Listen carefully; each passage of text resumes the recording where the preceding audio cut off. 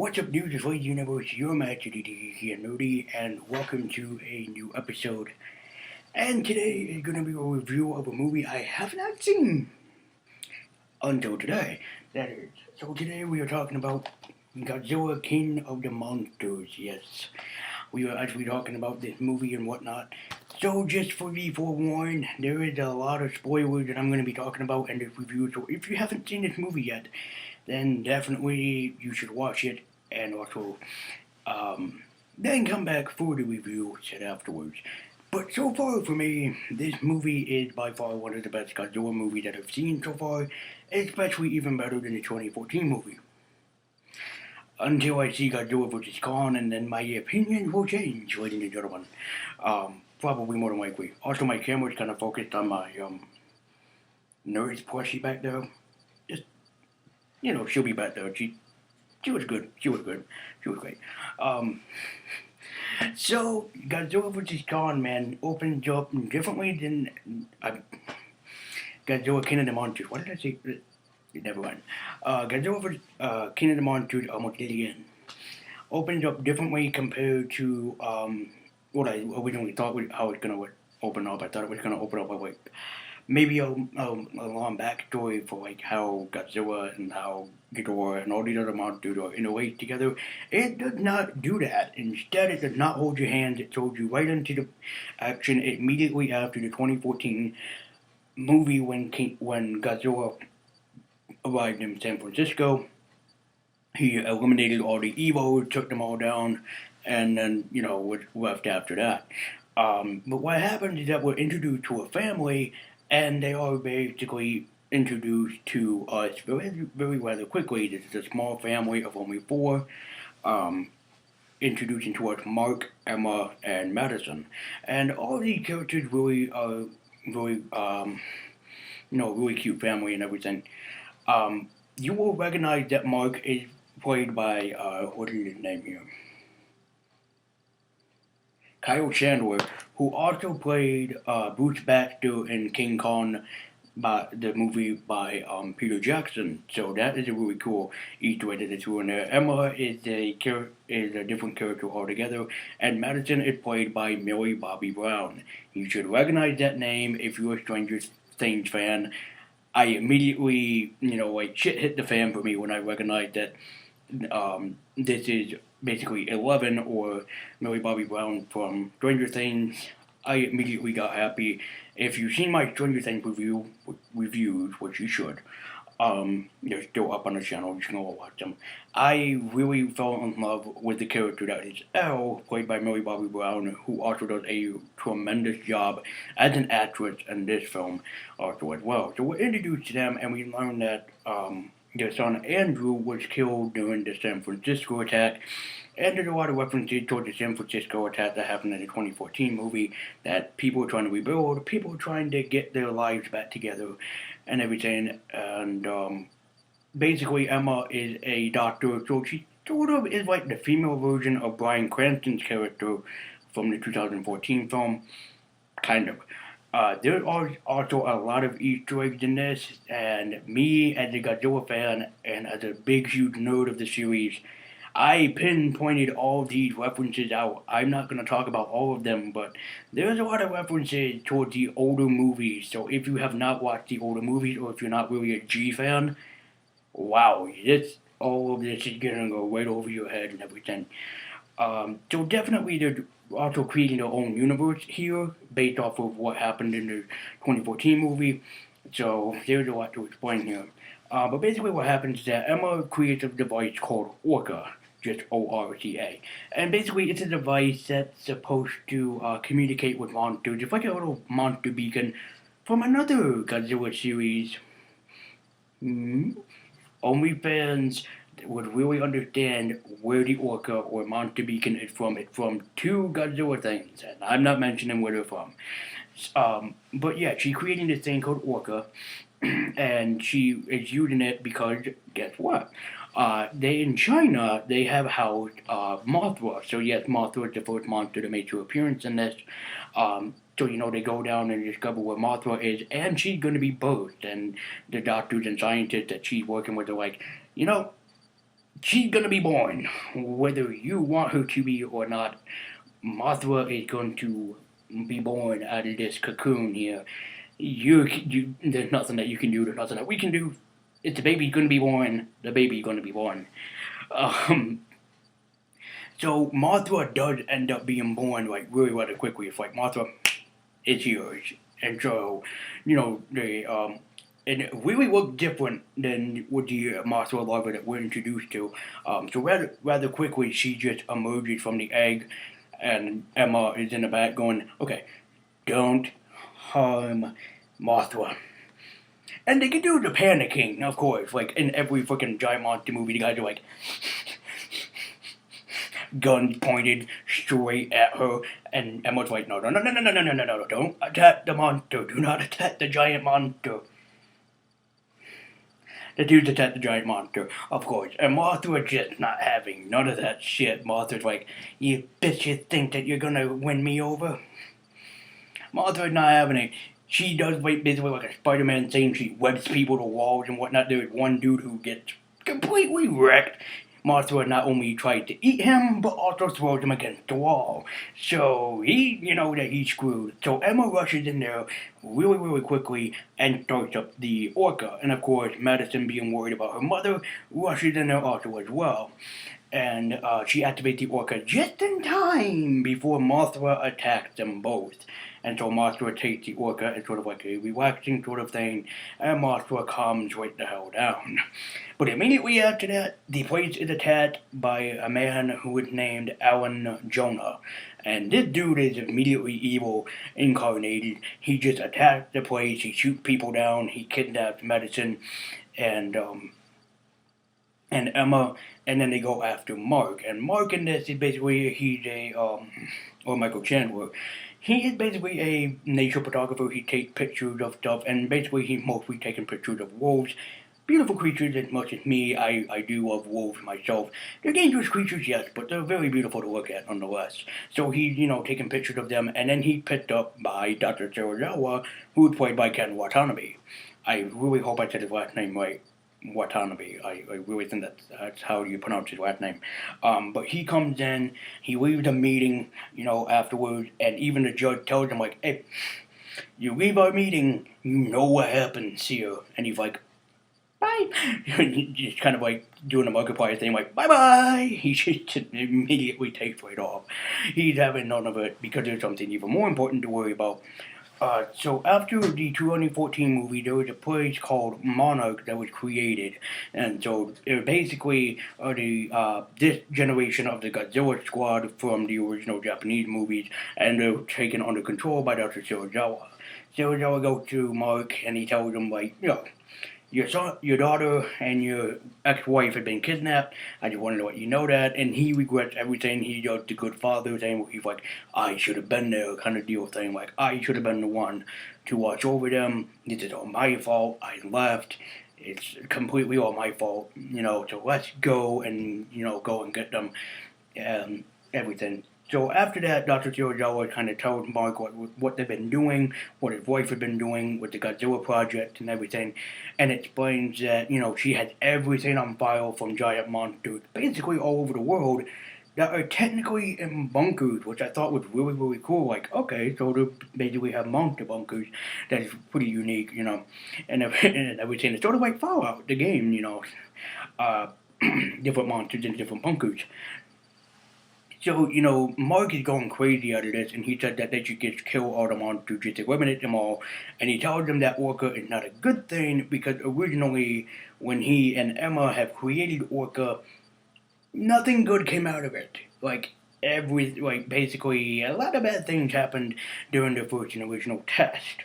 So he is not having it. He is just very upset that all this is happening and everything.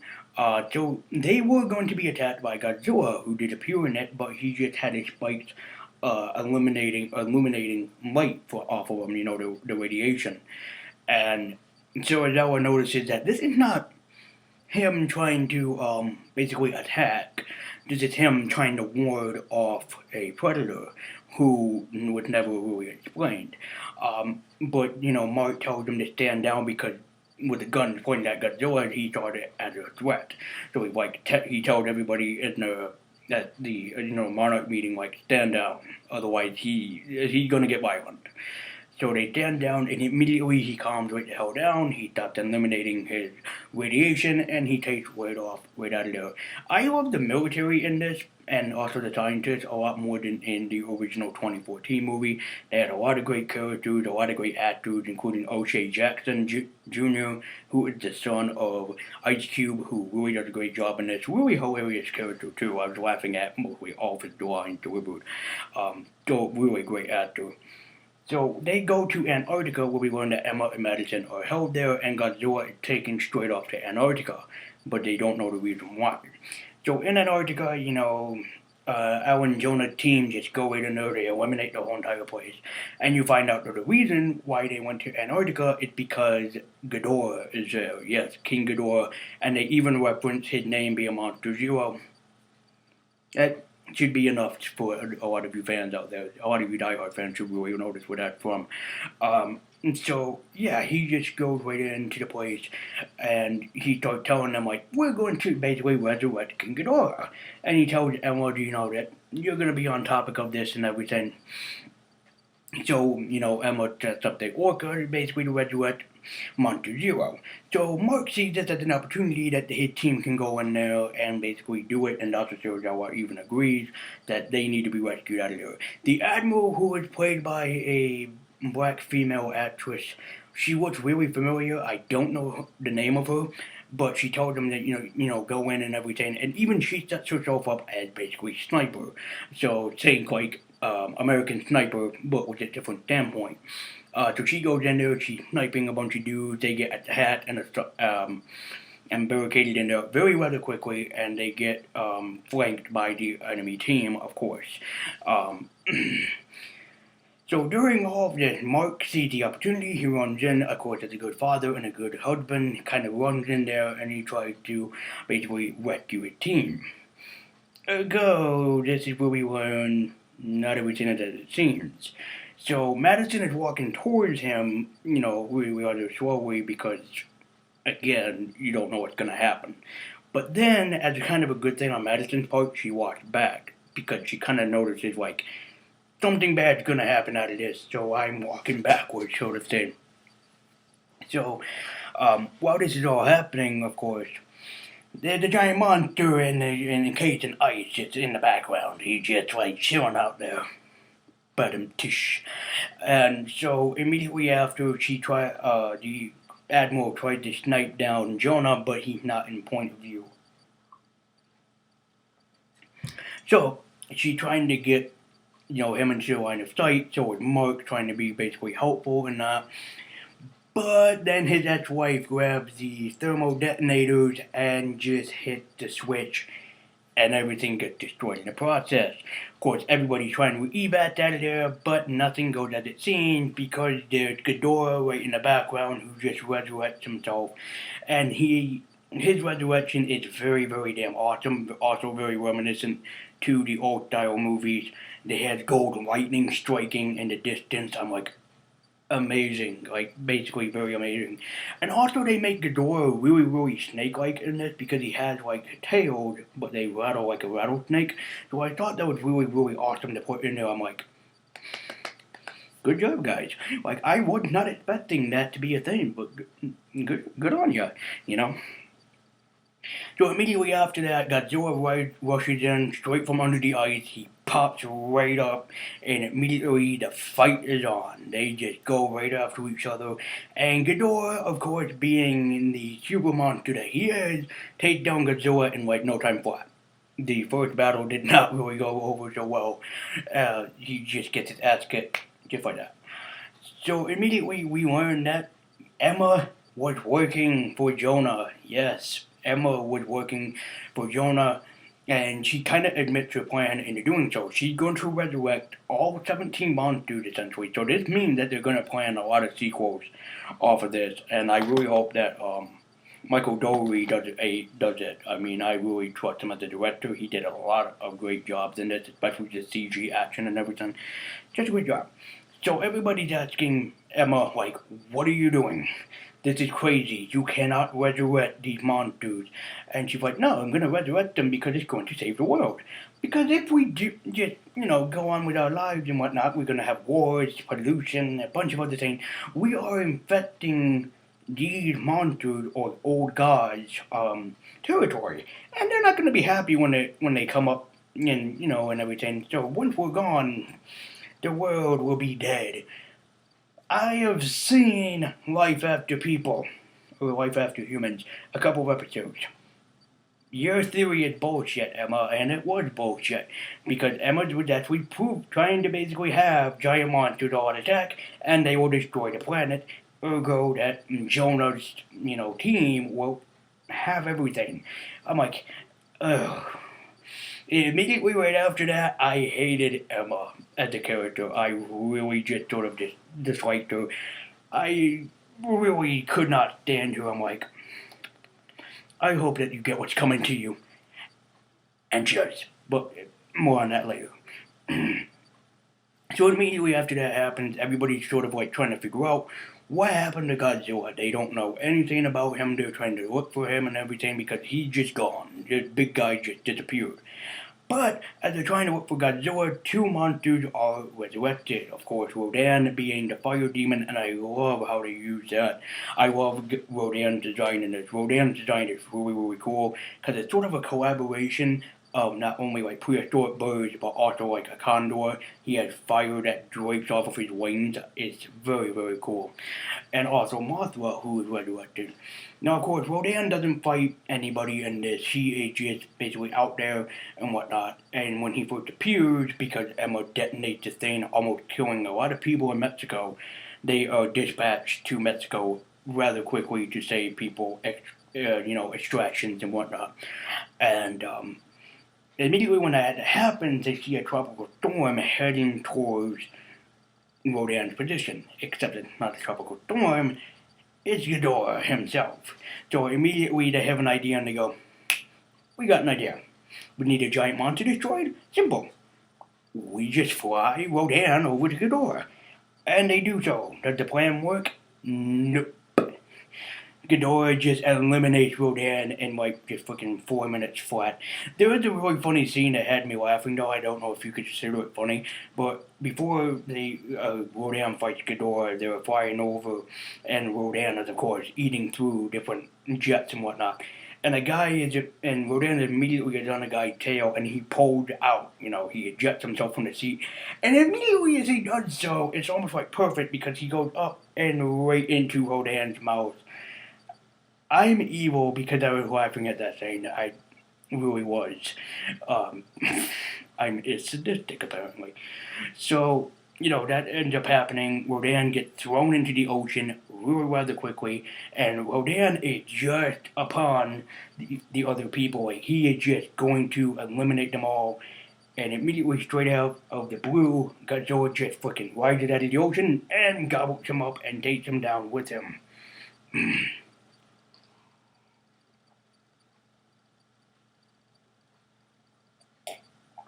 I needed that. So yeah, the big guy just helps out everybody, and they're claiming that he's, is a true, really bad guy, but, Dr. Sarajawa and the others have their differences.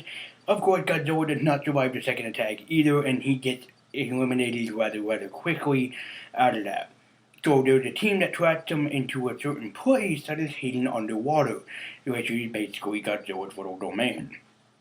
So they send a team down there of Mark, one of the Japanese doctors who was played by Zivi Zane, who does a really great job in this movie, by the way. She played two different people, and almost is very reminiscent of the fairies of Mothra. That's all I'm saying. If you haven't seen the older movies, now it's chance. So yeah, her and her sister is basically there when Mothra gets resurrected, and Mothra does get resurrected. And she doesn't appear officially, she just makes like a golden appearance, and she's floating right over Godzilla. And there is a few people who go, so Mothra and Godzilla, they kind of, and they're like, no, this is a symbiotic relationship. Because they call Mothra, in quote, Queen of the Monsters. I'm like, I see what you did there. Because in technicality, underneath Godzilla and popular monster movies. Mothra is right underneath him in Japan. So I thought that was like a nice little nod slash Easter egg towards that actually happening. I was like, that is pretty cool. That is dope. Um, so Martha was floating right over where they hide Godzilla, so they send Mark, the Japanese doctor, Dr. Serizawa, and a few others, of course, to basically nuke Godzilla. Why? To put him back on his feet, essentially. They did also try a thing that really did injure Godzilla, first of all, which is a reference to one of the Godzilla movies, not saying what one, and it's the oxygen destroyer. So they fired this missile that has the oxygen destroyer in it, and they aim it right down where Godzilla is fighting Ghidorah. Of course, Ghidorah rises out from the deep, all dramatic style, and basically, yeah, Godzilla is sort of injured but not dead. They find out where he basically is and that he feeds off of nuclear energy in the process of this. Also, I just want to point out that Ghidorah in this has a really insane superpower. He can regrow his head. Yeah, Godzilla bites off one of his heads and just throws it away, and then Ghidorah became a two-headed creature, and then suddenly he just regrows his own head. Dramatic. So they find out that in Godzilla's domain where he's hiding with all the ancient temples and everything, which I'm gonna guess is maybe a reference to Atlantis, but I'm not saying anything. And they see that they are referenced as the new gods. They also end up finding out the true origin behind Ghidorah, that he is not actually from Earth, he is from space, referencing his origin and his first appearance in the Godzilla universe.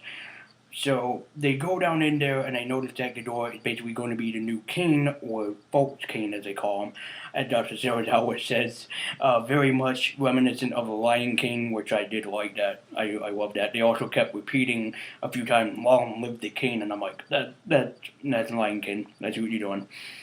So they go down and they have Dr. Serizawa go up with the nuke and actually go into Godzilla's domain and resurrect him.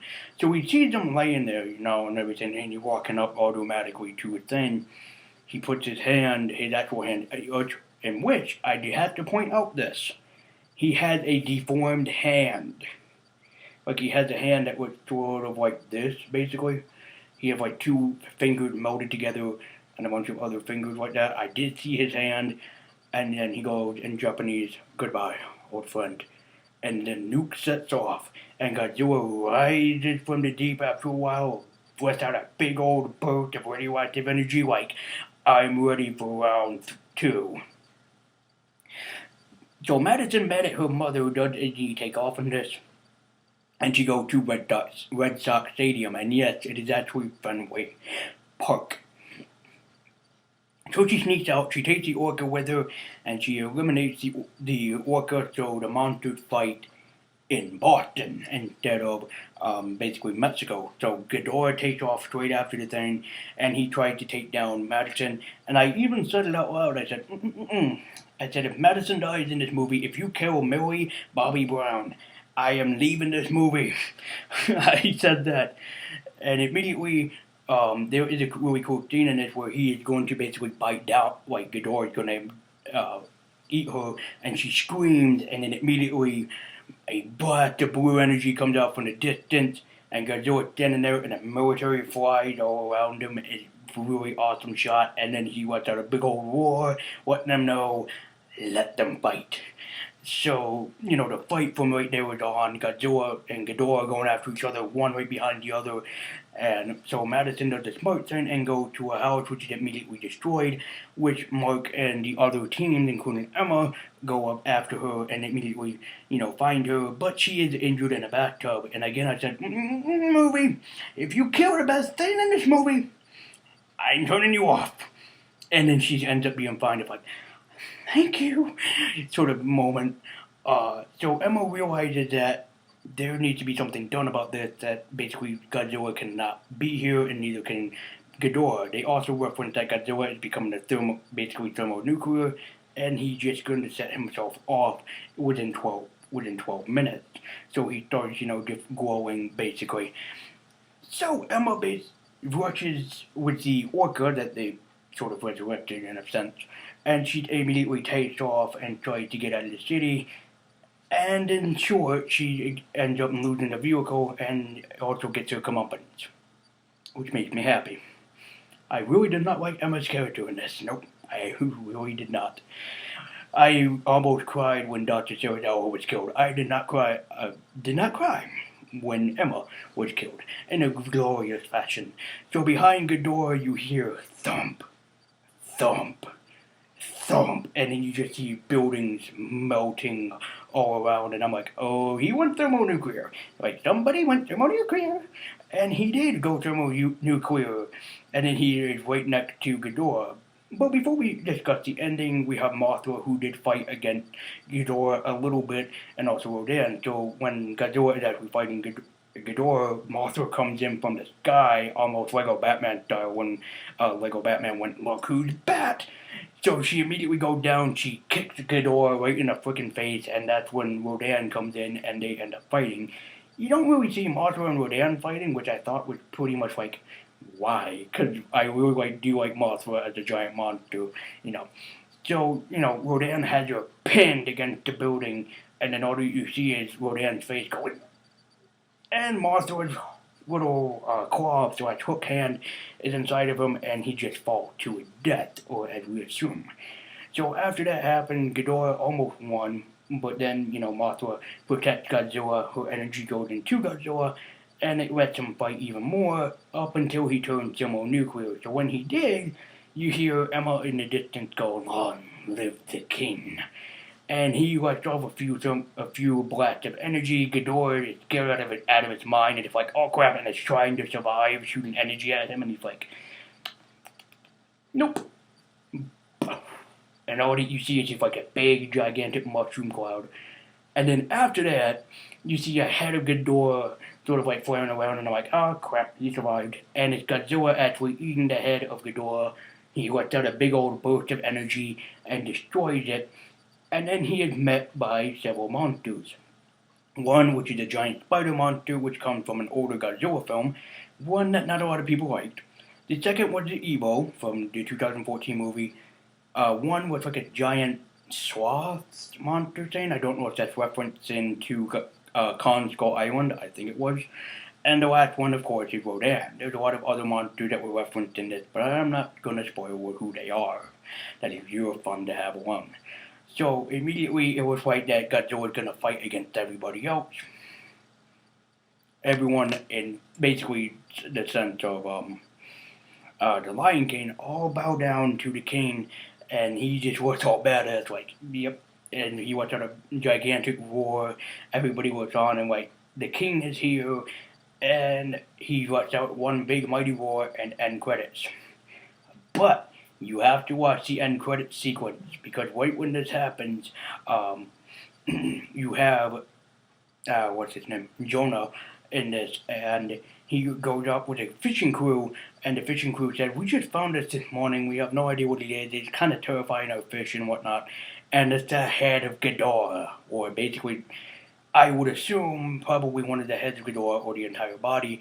And Jonah looks on and goes, "We'll take it." I'm like, this is referencing that there will be Mecha King Ghidorah in this. I am so excited when that day happens. So the movie to me is a straight 10 out of 10. I loved it. The CG was great. The acting was superb. I only wish that when they shown Mothra that there would have been a variation of her song, the classic song of Mothra. But everything else was just flawless and fabulous. They really explained what's going on with these monsters and everything. Really, really superb job. And I really hope for Michael Dory that already, basically, I heard a lot of people say that it's good, that Godzilla vs. Kong can live up to its expectations, and I really hope for more in the future from him. So thank you guys so much for watching. Be sure to like, comment, and subscribe. This is what Universe saying, long live the king. Long live the king. And I'll see you next time.